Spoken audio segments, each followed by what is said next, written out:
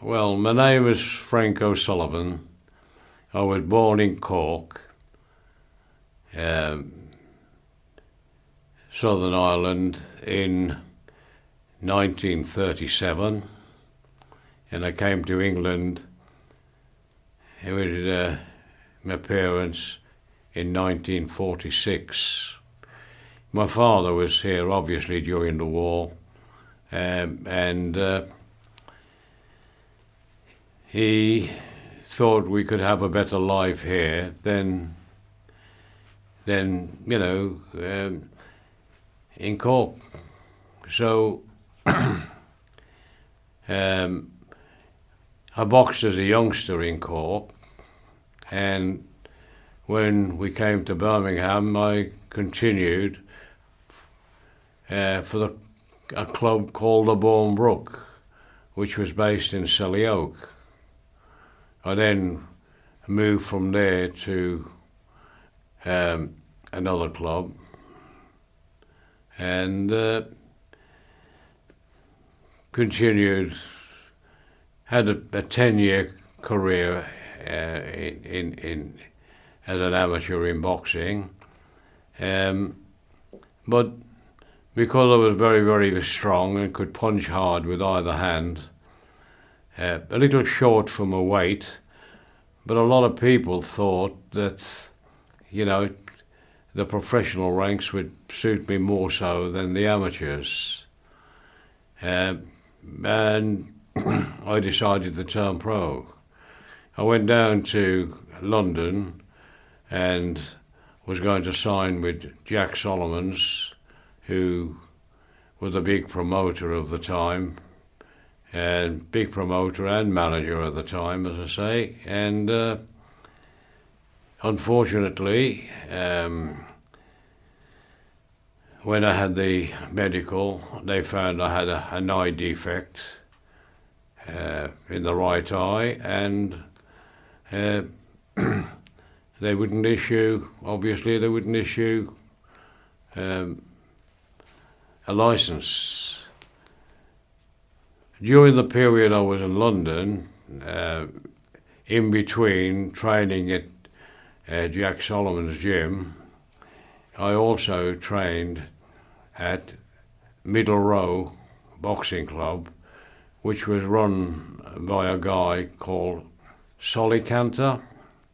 Now, Solly Cantor was a Canadian who actually came over here in the early 50s to box for the Commonwealth title.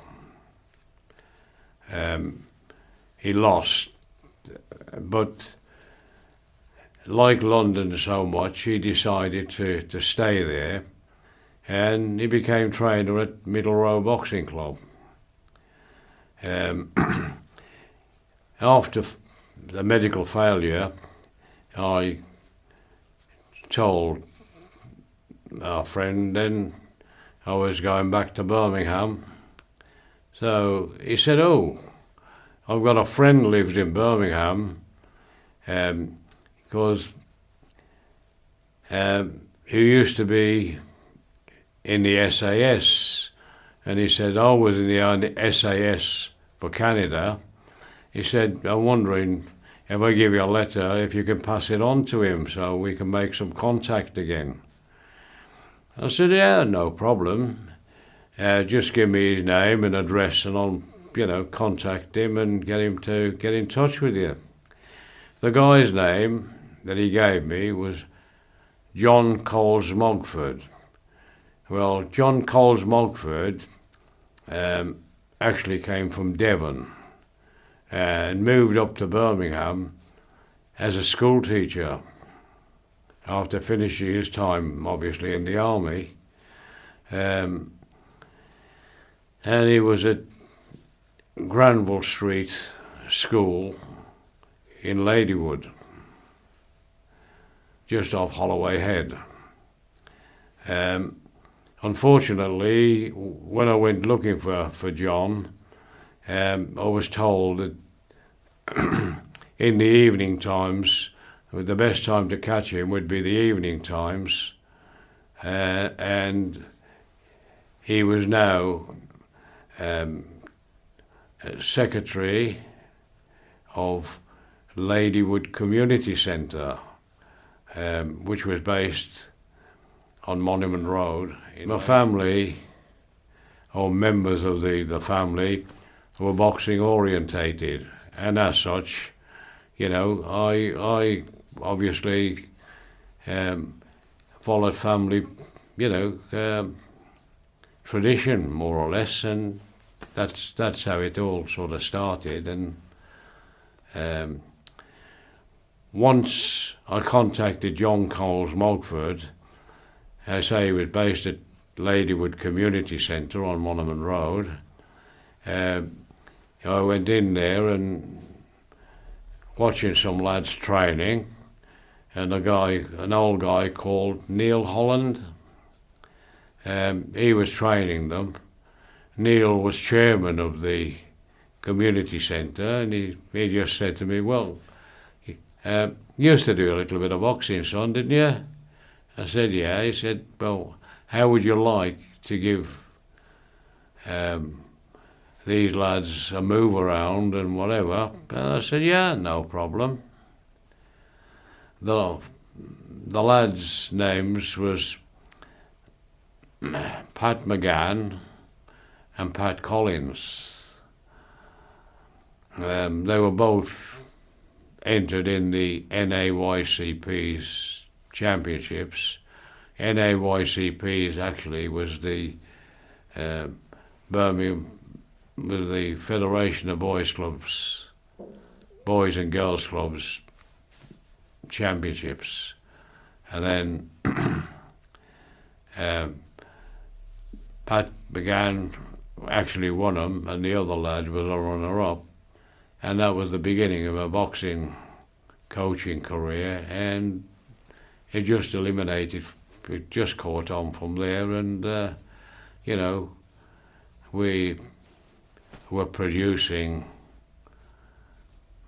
more so than everybody else, like, you know. Okay. I presume that you were boxing a good while before you took up coaching. Well, of course, like you see, in boxing and coaching, I was very, very fortunate to have some good people train me. In the amateurs, for instance, I had an old guy called Ludabella.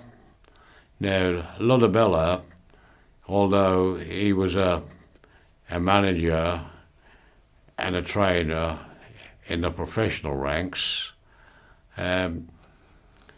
he used to train in a school in Ladywood, and I used to go along there for sparring, taking one or two of the lads for sparring, and Ludabella took me under his wing and taught me many things, you know, which coaches no longer use or train lads anymore. The old skills have gone in many instances. I also met with a guy called Stephen Klaus. Now, Stephen Klaus was an American. Well, when I say American, he was actually, he came from the same place as, I can't think of the name at the moment, but coming back to that, Steve Klaus was a top coach, and he emigrated, his family emigrated to America when he was 6 years old. When he was 10, his father died, and his mother was left to look after the children. Steve actually took up boxing, but because he had hernia problem, he had to sort of put boxing as a boxer in his pocket, more or less, and then he took up coaching, refereeing and judging. Steve, God rest his soul, actually the country that he came from, in the 1932 Olympics, they were sending a lad, and because Steve was a top trainer at his time then, they asked him to look after their lad, and the lad actually won the Olympics in 1932. Steve then moved on from there, and actually he became a coach for Europe, and he took up a European team to, to box against the Golden Gloves champions in America, and he also trained some pros, and because of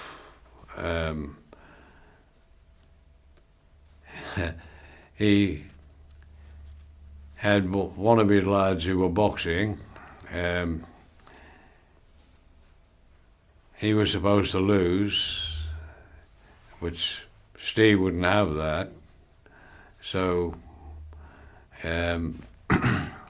because he wouldn't have it, obviously, his lad won and knocked out the guy that was supposed to knock him out. But then the powers that be, the gangsterism that was involved in boxing in them days, decided to put him out of action. But then the people from where he came from in Europe, they actually got him on a boat and took him back to Europe. He then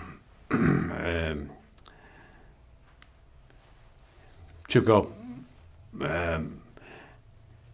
Italy at the time, who were having quite a lot of boxing, and boxers. They wanted Steve Close to become their main coach, what he did. Now, he trained several he trained several Olympians who won gold and silver, but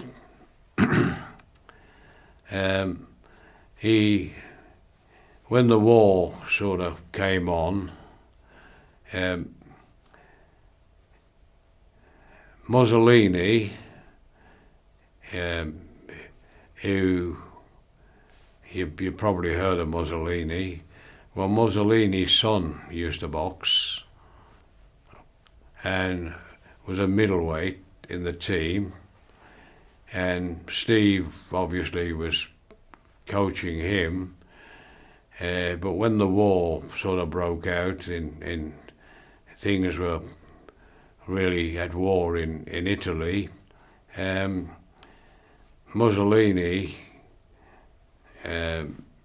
Mussolini's son actually got Steve Close into the Vatican, and Steve stayed in the Vatican for safety all through the whole of the war. Was Mussolini's son from Birmingham? No, Mussolini's son was from Italy. And Steve Close, as a coach, became he was involved with the Olympic Solidarity Committee. He got involved with them, and they made him one of their top coaches and was sending him around the world. Now, Steve was the man who went into Cuba, taught the Cubans how to box. He also taught the Russians exactly the same. He went to Africa as well as, like, you know, and around the world. And I actually met Steve in Ireland. He was in Ireland doing a course. He was doing one in the south and one in the north. But I'd taken a team of boxers over to box in the north, and of course I had an invitation to go to the coaching course that they had. On talking to Steve and, you know, asking him various questions, obviously, on coaching matters and whatever, we blended quite well.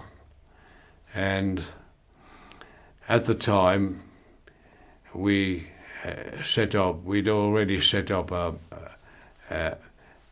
coaching system, and I asked if Steve Close could come over and do some work with the coaches. Unfortunately, the ABA said no. That our national coach at the time, he said, "I'm here. Anybody wants any coaching knowledge, then I'm doing it." So the Lynch brothers, who used to box for me, they turned pro, and they agreed. We were using the same gym in 4th Street in Birmingham City Centre, and they agreed.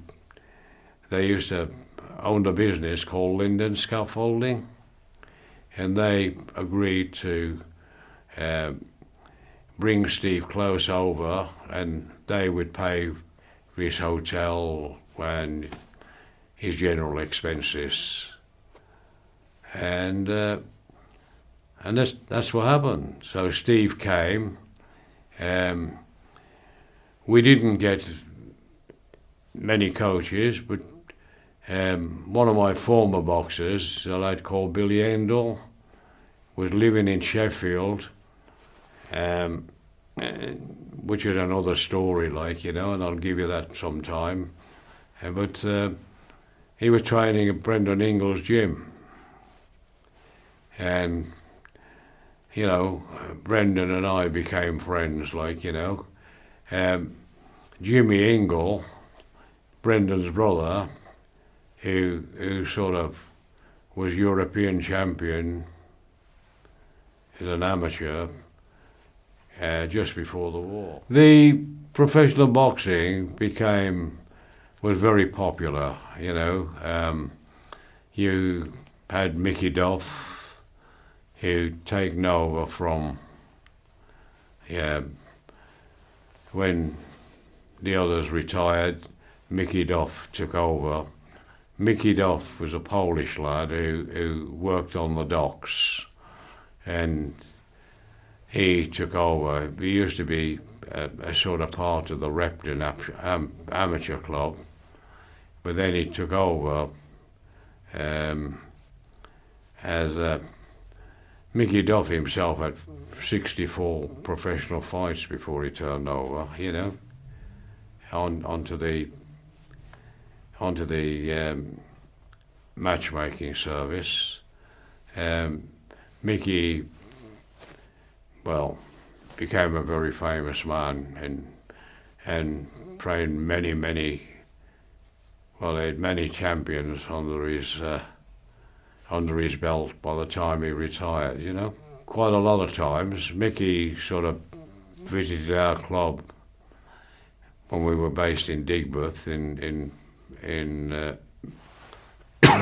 Mole Street. And Mickey, you know, brought one or two lads down for sparring and whatever, or came to look at some sparring. Of course, I was still with the Lynch brothers, and they were helping with the rent and whatever, you know. But they also had use of the facilities, you know. You see, the thing I learned over the years was respect. And to get respect, you got to give respect. And if you notice in our club, everybody, irrespective of what nationality, religion, or whatever, they all respect each other, and part of the thing is shaking hands. You know, most of our lads coming in and out, they shake hands with each other, and you know, last night, for instance, we had a lad boxing, his first tournament, and there were about 30 lads all turned up. Some with his family who weren't boxing orientated, but a lot of them were lads from the gym. You know, they paid and they arranged their transport to go to Dudley, a venue in Dudley, on Dudley High Street, and you know, they paid for themselves in. So, you know, the respect is there, and, you know, they help each other and whatever, you know.